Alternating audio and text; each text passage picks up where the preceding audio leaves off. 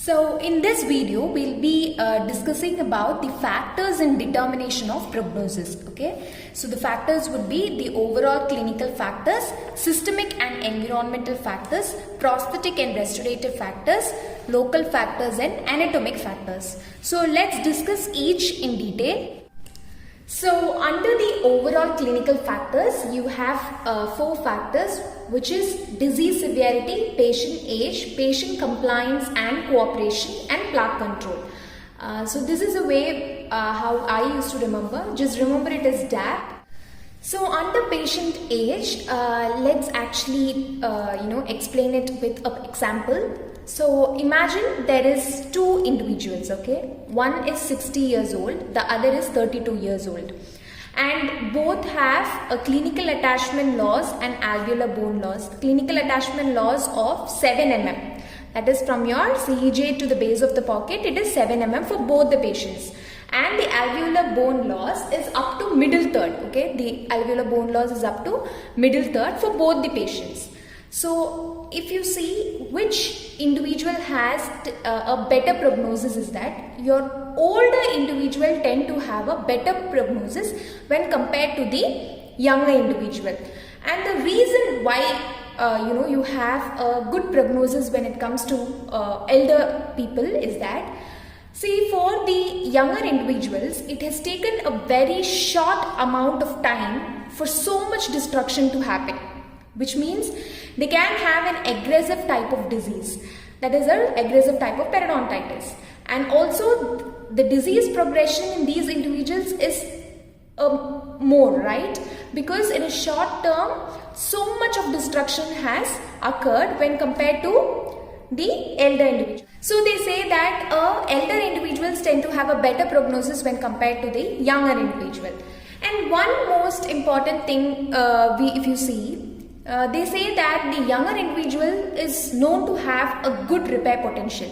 Then why not a better prognosis for the younger individuals? The reason is that the damage which they are, which is happened and is occurring, yes, it's more than the repair potential.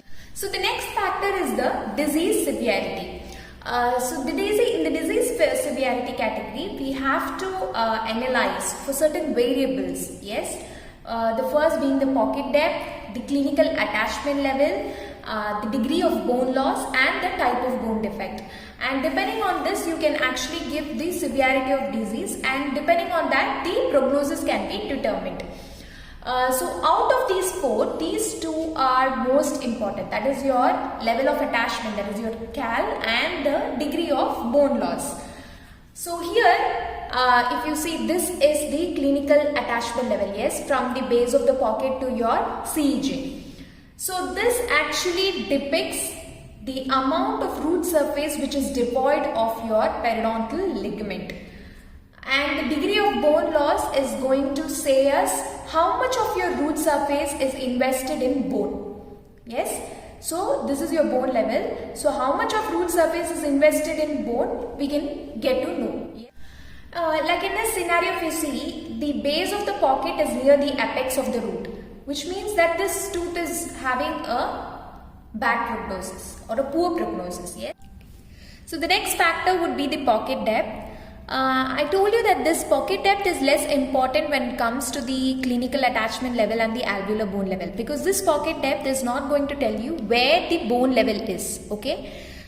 Now with an example, let's say which tooth has better prognosis. This is tooth A and imagine this to be tooth B.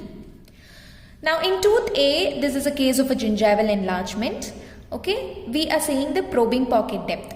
That is from your gingival margin to the base of the pocket. Imagine it to be 5 mm. The clinical attachment loss from the CEJ to the base of the pocket is 2 mm. And the alveolar bone is cervical third of the root surface, till the cervical third of the root surface. So in this tooth A, we can see that it has deep pockets but very minimal clinical attachment loss and alveolar bone loss. Whereas in this tooth B, the pocket depth is 2 mm only, yes, and the clinical attachment loss is 6 mm and the alveolar bone level is up to middle third of the root surface. So in this case, if you see, it has shallow pockets, but the clinical attachment loss and the alveolar bone loss is more.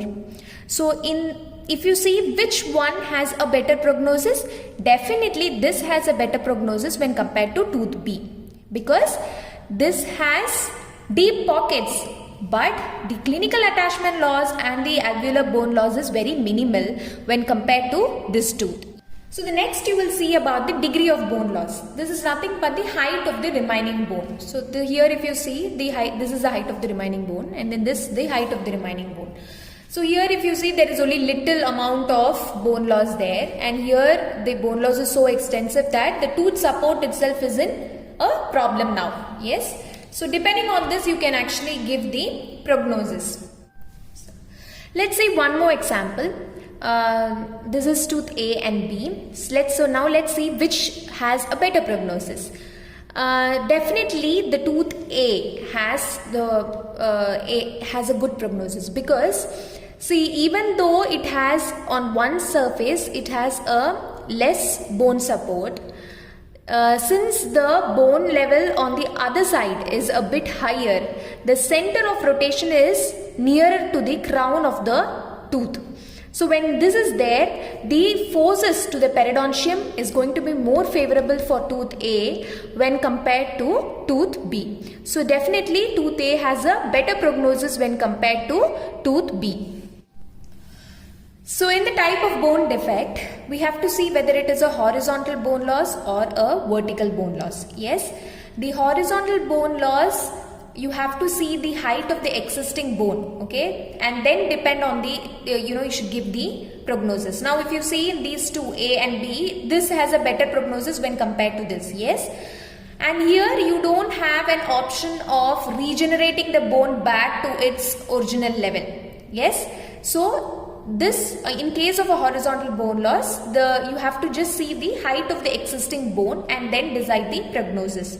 But when it comes to the vertical bone loss, okay, here imagine that this is a vertical bone loss, and depending on the contour of this existing bone and how much number of osseous walls is present, you can definitely give up the prognosis. How? Because if at all this is a 3-wall defect, you can definitely regenerate back and bring back the bone level again. Okay, so here a 3-wall defect is better, has a better prognosis when compared to this horizontal bone loss. Yes, so you have to again see about these two factors when it comes to angular bone loss and then decide the prognosis. So the next factor is the plaque control. So we all know that plaque is the primary etiological factor when it comes to the periodontitis. Yes. So an effective control of plaque on a day-to-day basis by the patient is definitely important for the success of the periodontal treatment and for the prognosis. Next comes the patient compliance and cooperation.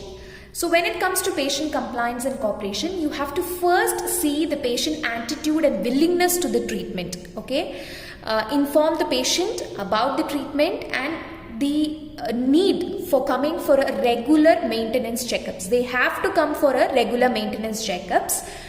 If at all you are telling the patient and the patient is not willing to come for the treatment, do the treatment and come for the maintenance checkups, then the dentist definitely have the right to refuse the patient for the treatment and extract the teeth which is hopeless or has a poor prognosis. Just do a scaling and root planing and send the patient. But do not forget that in the patient record, just mention that so and so treatment has to be done for the patient, but due to patient's unwillingness, we are not proceeding with the treatment. Yes, this is quite important. Thank you.